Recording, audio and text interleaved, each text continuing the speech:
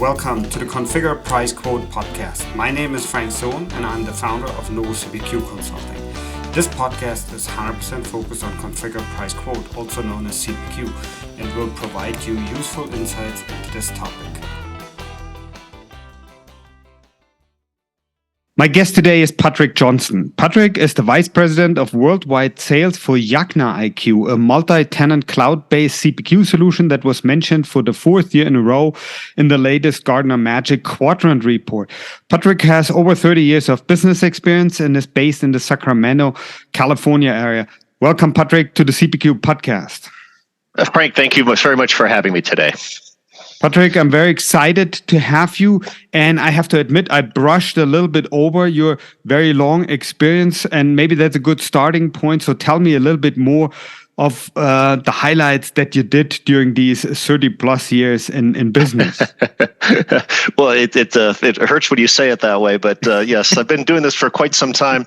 I always wanted to work internationally, and I got the opportunity way back in 1988, in fact, where I started my first startup company with a small networking company. It was eventually purchased and acquired by Cisco, but started working in Asia Pacific. I actually ran the Asia Pacific region for this small company and got the bite for it, like setting up two-tier distributions in Asia. From there, I went on to Europe, actually lived in Europe for a while. I set up the two-tier distribution strategy for Brocade Communications, where I was one of the founding salespeople. I was one of the first salespeople there as well.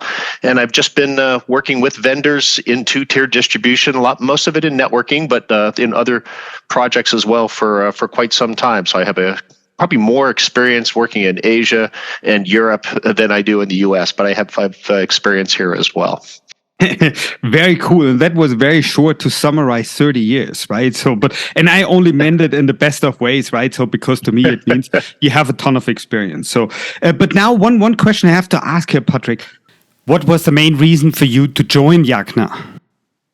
So that's an interesting question. I've known about Yagna and have been able to work with Yagna through some of my previous experiences at Ruckus Networks and Extreme Networks, where I was on a lot of the global distribution teams there. And we worked with them at CPQ. They also have a kind of interesting Wi-Fi product as well. So I had some knowledge of that. And as I came to be on the market and looking for a new adventure, a new startup company, because I kind of go back and forth between large corporations, like Ruckus, like CommScope, and most recently I was at Veritas, and I go between that and some smaller startup companies. I was actually looking to pivot more and more into startup companies. Ron, the CEO founder, brought this opportunity to me through another gentleman that I knew through my distribution contacts, and this idea of a channel CPQ and putting together a channel ecosystem. And given my experience, especially with smaller distributors out in the LATAM and APAC and Eastern European, it just made so much sense to me. I knew there was going to be a heavy lift to get it working, but the idea of being able to provide resellers, distributors with this type of visibility and automation at a very reasonable price and a very easy setup without having to go through these huge lifts that a lot of the larger distributors have to go through was very intriguing to me. And so I immediately saw the value and saw where I could make a contribution with my extensive background, both in distribution and international distribution, but also I've done a lot of work in sales operations. So I kind of know the back end as well. I was, running global operations, sales operations for Ruckus, and had a little bit of that exposure at Veritas as well. So bringing those two things together just made it seem to be a perfect fit for me. And I definitely see the value that we can bring to customers. Got it. And what do you consider the most exciting part of being in the channel ecosystem platform CPQ space at this time? There are just so many changes happening right now in this whole ecosystem. So whether it's a company that is moving from perpetual licensing into subscription licensing, I don't think you cannot open up a journal You cannot listen to a CEO talking, to his board, to his stockholders, without him talking about, or them talking about, ARR, right? Annual recurring revenue, subscription revenue, the pivot to subscriptions. It's such a big change. Also, some of the big changes that are happening in distribution are cloud, not only just cloud computing, but marketplaces that are out there, and all of these ecosystems that are bringing, whether it's marketing, whether it's sales, whether it's integration of different products together. All of these require ecosystems, and someone needs to join these ecosystems together in a secure way, API driven, that is value processing. So it's just an exciting time to be in this particular industry. And by the way, that's what keeps me going for 35 years. Is it's always improving. It's always exciting, and I love activities, and I love things that you can never learn enough out of, right? So you could never learn enough. I learn something every single day when I come to work, and working with either our customers or other partners that we're working with. It's just very stimulating. Very cool. And I like the energy, right? So I think that comes across even in the audio interview. So excellent. Hey, one question I ask all the guests on the show is what they do when they don't work. So same question to you here. What do you do when you don't work? I work a lot and I enjoy it. So that's I'll say that number one, but I do have activities. So I've been right now I spend most of my time I'm picking up pickleball. That's probably my newest thing. I'm a tennis player, and I'm playing a lot more pickleball now. I also play a little bit of golf. Not a very good golfer. As I always say, if you're not playing on Sunday afternoon on TV, you're probably not a good golfer. But I do enjoy golf. And I just moved from San Diego. I spent a lot of time on sailing. I like to go sailing in San Diego. I sailed in various places around the world, Tahiti, Whitsundays, in the Great Barrier Reef, and Hawaii, and other places as well. And then I've also been a pilot since 1978. So for many, many years, I used to actually own a flight school. So every time I can jump into an airplane and go fly around somewhere, I do. But I haven't done that too much recently. Oh, wow. So there's certainly no lack of activities outside of work. Very, very cool. Do you find enough time to do all these things these days, or? I do not.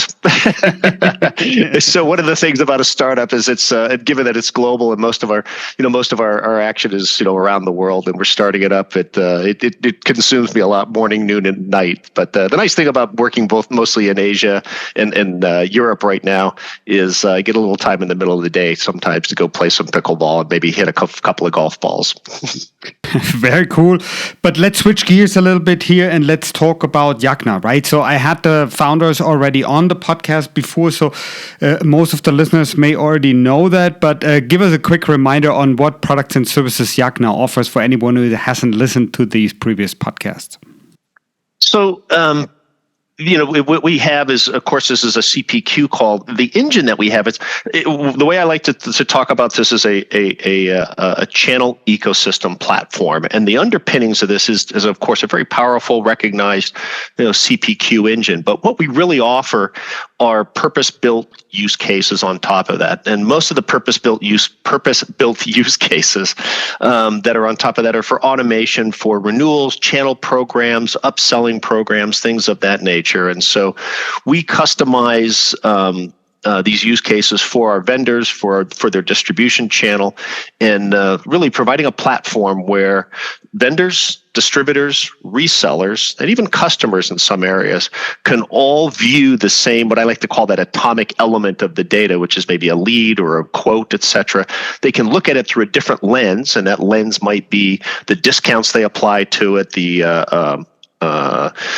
maybe the currency conversion, some terms and conditions. They all look at that same entity, but through a different lens, right? Obviously, a reseller is going to have a different margin and different T's and C's. A distributor will have different things. The currency conversion usually happens there, but they're all looking at the same element. And if one of them makes a change to that element, everyone gets to see it, and if anybody takes an action on it or doesn't take an action on that element, others in the ecosystem can see that is being acted upon, even while they're being their proprietary information is being protected. So obviously, not often that a reseller wants a distributor to see their margins and their terms and conditions, but it's interesting for them to know what's happening. So that's basically, in a couple of sentences, what we do is purpose-built communication on elements that are interesting between the vendors, distributors, and resellers. Got it. And we will talk about these different use cases that you already mentioned in a little bit more detail later. Now, concerning specialization on certain industries, geography, customer size, what can you tell us about that? Yeah, that's interesting. So when I came into this, obviously, I think it has applicability to virtually anybody in that ecosystem that I talked about. But I can tell you where we're getting the most traction right now, and that probably has a lot to do with economies of scale. It is large vendors who are trying to communicate with a number of resellers in smaller countries and smaller territories. So most of our customers are going to be in APAC, Latin America, Europe, some in Eastern Europe as well, and working with distributors who are working in smaller territories. While there's applicability in larger territories like North America, and certainly we are talking to and have customers here in North America, a lot of the distributors have designed a lot of these types of automation projects themselves, and they have a larger reseller base, for instance, in North America and in the United States, that you're not going to find in places like Singapore or Brazil or and even the Middle East, et cetera. So our sweet spot is large vendors, large to medium-sized vendors, and I'm talking the Ciscos and the VMwares, et cetera, and then that medium size, maybe in that $2 billion to $5 billion range, that are also trying to wrestle with hundreds of distributors in smaller areas who don't have the ability to have their own IT staff, API conversions, et cetera. And we kind of fit that void in between and allow their distributors to offer these complex services to their resellers and give reach from the vendors all the way down to those resellers without having to reach out to them, individually. Got it. Makes sense. Now, one thing I have to ask, and I already mentioned it in the introduction, right, is that Yagna was, I think, the fourth year in a row mentioned in the Gartner MQ Quadrant report. And when I looked at that, aside from being mentioned and getting the visibility that comes with that, I was wondering what's the impact to your sales activities because of that report? That's really interesting because it's cuts a couple of ways. Obviously, Gartner MQ is a recognized valuation to us, and so being recognized to us is extremely important, right? Having that recognition from Gartner, especially in the visionary quadrant where they place us, has generated a lot of activity. It's a great sales tool for us. It gives us validity within the marketplace. But the other thing is it puts us into this the Magic Quadrant with a lot of other larger CPQ specific companies. And so a lot of folks will then think we compete with, say, for instance, Salesforce's CPQ or Conga's CPQ.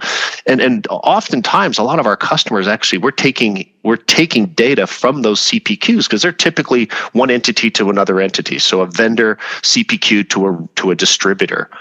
But they don't really have anything that goes beyond that, and they don't have the communication back the other way. And so we're a channel CPQ. So oftentimes people think we might be competing with those. We're actually use a lot of those other CPQs as an input to our channel CPQ, and we don't seek to compete with those. In fact, we look to partner with those types. So that's the other side of the coin when we get put into that quadrant. It is noteworthy this year that Gartner did talk about us being a channel CPQ for the first time, and really, I really believe they're starting to understand how differentiated we are from the other CPQs in that quadrant. Got it. Now I want to talk about one of the customers that you already mentioned, right? So at the 2022 Cisco Partner Summit, Cisco selected Yagna as an approved third-party vendor for renewal automation. Tell me what that means for you and why is that interesting for your customers?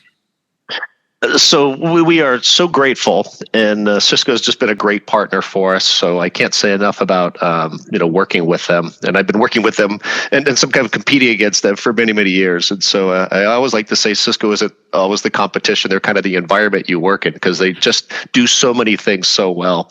What that means for us is a lot of validation.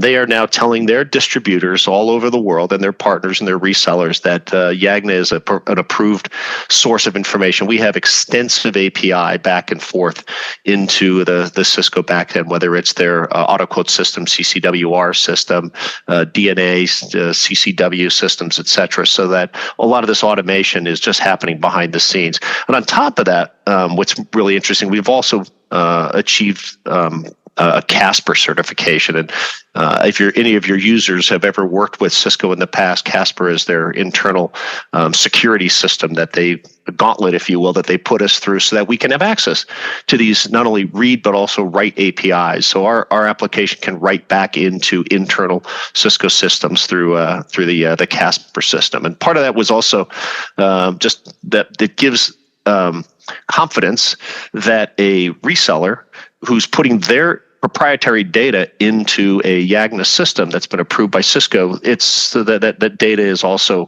protected from the other entities on it as well.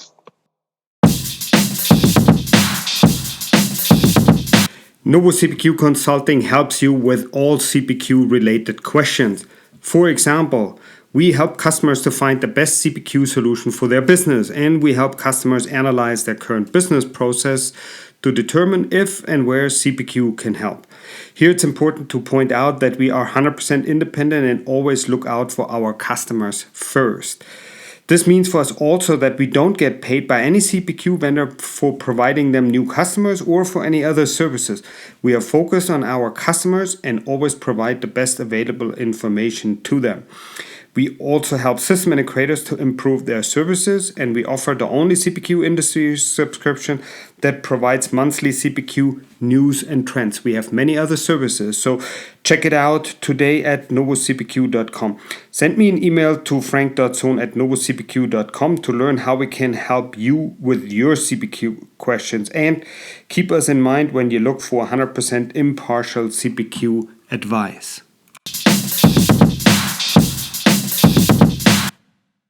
Yagna recently announced that they are now ISO 27001 certified. Tell me what that means and also why that's important for your customers.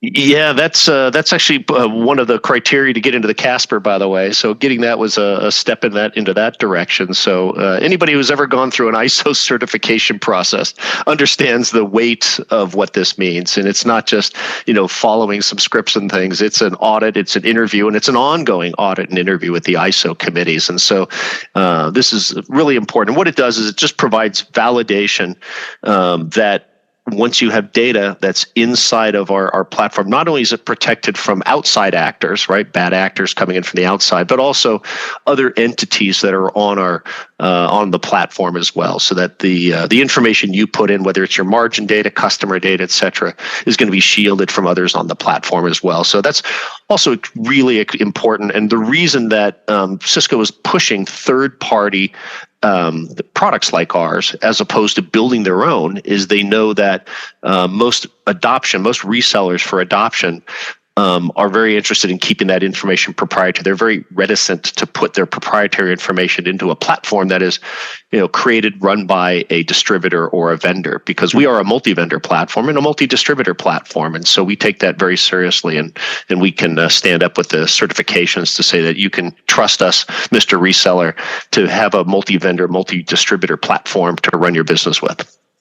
Makes a lot of sense. Now, let me go back to something you already mentioned a little bit earlier, right? And that was the different channel use cases and the pre-built process for automation that you have for that, right? So, and let's start maybe with the renewal automation that you mentioned. Can you tell us what the use case is and what your solution is that you offer?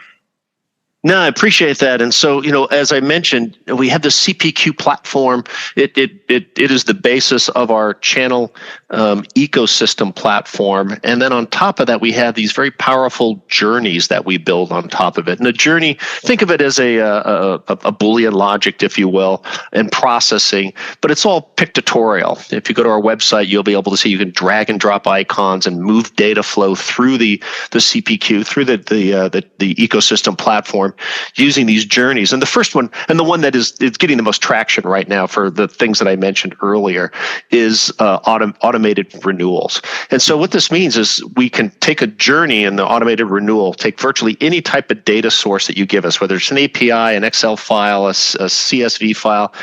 We have one customer that's getting output from another CPQ system in the terms of PDF files. We just read all the PDF files out of an email, and we can then process those and send them off to a distributor, get a list of the POCs, the points of contacts that they have, right? So I get the list of renewals that are coming up for renewal from the vendor, right? They know what those are, but they typically don't know how to get that to the end user. They probably don't even know which reseller they need to get them to, but they do know which distributor provided them at the beginning. And that's where we then work with each individual distributor to get those points of contacts within the resellers.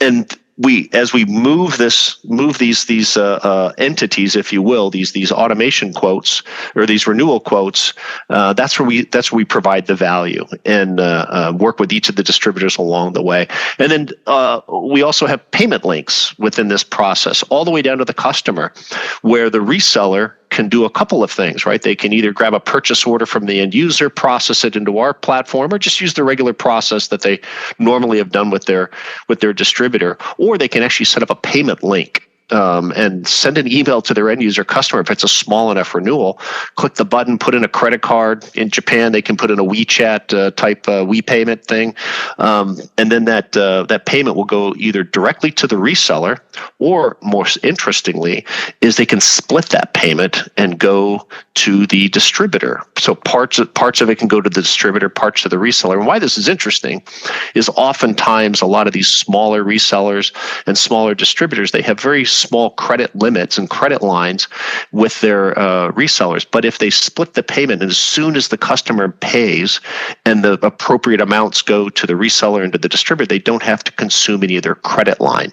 And therefore, most of the time, resellers who are shopping around different distributors for pricing for renewal quotes are typically doing it not for a better price, but for a credit line, and we take that away. That's a big value add to distributors. So that's the one that gets the most attention right now, and certainly we have the most action going on with that. Like I said, with Cisco and with some of the other large vendors that we're working with. Got it. But you have more, right? So I think you also have upsell, cross-sell. Tell us more about that, please. Yeah, so these are kind of variations on the same theme, right? So back to the journey. So imagine just to carry on with the renewal that we were talking about. So renewals have upsell capabilities to them as well, right? So if you're getting a standard level of service on a renewal, say for a piece of equipment, maybe it's a 24-hour replacement and you want to get a 2-hour, a 4-hour replacement, where they have these different levels of service. We can upsell those things as well. So when we send out the quote, maybe we're going to run a promotion that says, hey, if you buy an upsell to a 4-hour service in Brazil, because we're offering a special these days, you can get that for half off. And we can automate that. So here's the normal renewal that you were used to getting or expecting to get. And for just a few dollars more, you can get a 2-hour service. And you can send that either on the same quote, or you can send what I like to call an unsolicited quote along with it. We can automate that whole process, and that's part of the upsell. So maybe they're going to upsell from a bronze level to a gold level, or maybe they're going to upsell a 1-year renewal to a 3-year renewal with a 25% discount. Right? Those are the types of things you can automate in a cross-sell environment, and we can automate all of that, and we can do it down to particular countries. We can do it on particular product sets, and all of these can be built into these purpose-built journeys that I was talking about.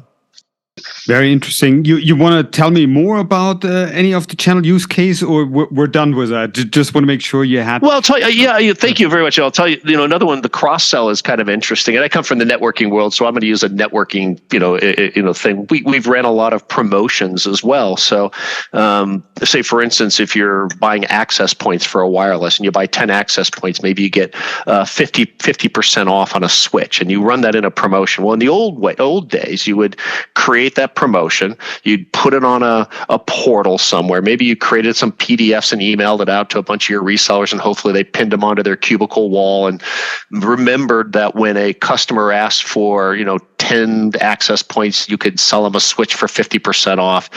But if you do that in an automated fashion, we can read that quote when it comes in. You got a quote that comes in for 10 access points and match it up to promotions that are currently running and say, hey, here's the quote you asked for, and here's a promotional quote that you're eligible for.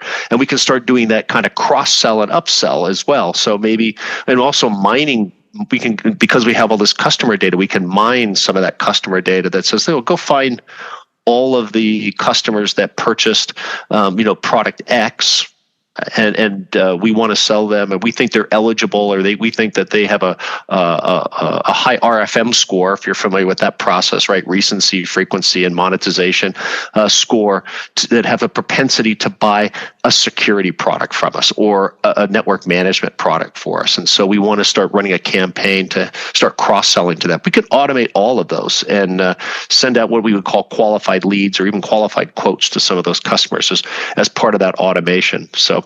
And it also works for end user customers. So the ones I've just talked about now, those are all typically focused at the vendors, the distributors, and even down to the resellers, the larger resellers. But it also works for large customers and managed service customers as well. So if you think about the reciprocal of that, you have a managed service provider or even a large customer. They have sometimes hundreds of thousands of pieces of equipment, and they're trying to figure and softwares and subscriptions, and they want to make sure they're in compliance. They want to make sure that their parts are covered, and they want to make sure they're getting the best the best pricing when they go to renew some of these things. And so the reciprocal of that is that an end user customer taking their installed base, putting it into the Yagna platform, we can then do requests for quotes. We have a customer we're working with now, very large international automotive manufacturer, where they keep a database of all their RFPs. They have, as you can imagine, they have multitudes of data sources, and we combine those all into our platform.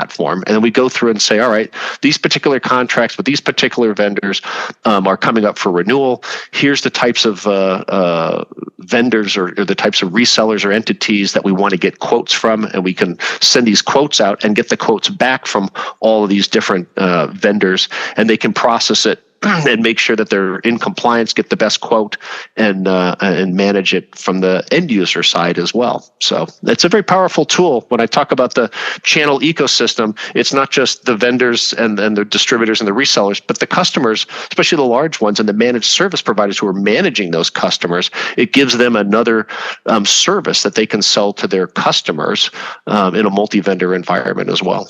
So lots of capabilities that you mentioned over there, which also begs the question, who's going to implement this? So far, you have done all or most of this work yourself, but now I'm wondering, what are you planning to change in the next 12 to 18 months to scale accordingly?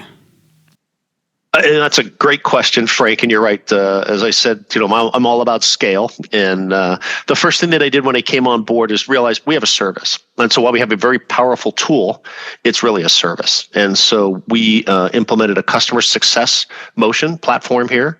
So we don't just drop this onto customers. We work with the customers, we work with the distributors, and they get assigned a customer success manager. And that customer success manager not only works on the implementation of getting it running, but also on every single, if it's a renewal, typically those go out in 90, 60, 30-day increments. So we work with them on those bases to make sure we have the data, that we're getting the right adoption rate from the resellers, that we can see that resellers are actually downloading the quotes, they're giving the quotes to their customers. If not, we start taking action on that. And we work very closely hand in hand with all of our customers to do that. However, as you mentioned, scale is going to be another thing. And so, yes, we are working and nothing I can disclose today in names or anything, but the big part of our effort going forward not only is to expand our customer success program. In fact, we've hired 3 people into that area already, and we're also expanding into some large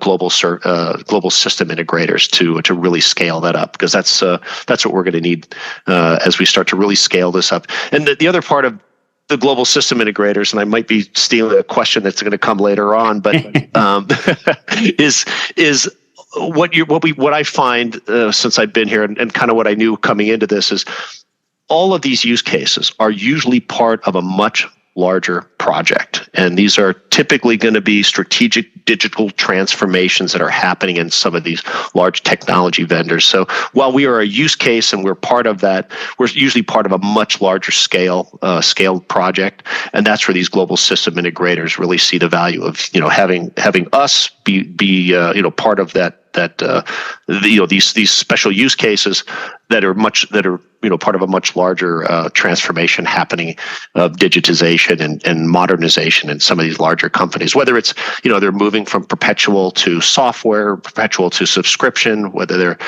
moving from a hardware focused based company into more SaaS based companies. But that's typically why we're finding so much interest from global system integrators in our platform. Excellent. Then my last question is really, what's a good way for interested listeners to get a hold of you in case they have any follow-up questions for you or your team? Well, thank you very much. Again, at the website, there's always a click button there to get information. You can send me an email. My email is pretty easy. I'm on LinkedIn. I'm very easy to find on LinkedIn as well. It's another way to get a hold of me. But my email address, Patrick.Johnston, STON, at YagnaIQ.com is always a good way to reach me. And as always, we will have all this information in the show notes. So Patrick, thank you very much for making time for the CPQ podcast today. Great. Thank you so much for having me. I'd like to thank everyone for listening and hope you learned something interesting today. If you like the podcast, please go ahead and rate it on iTunes or share it with your friends and colleagues. In the meantime, you can find us online at www.novocpq.com. So long, everyone.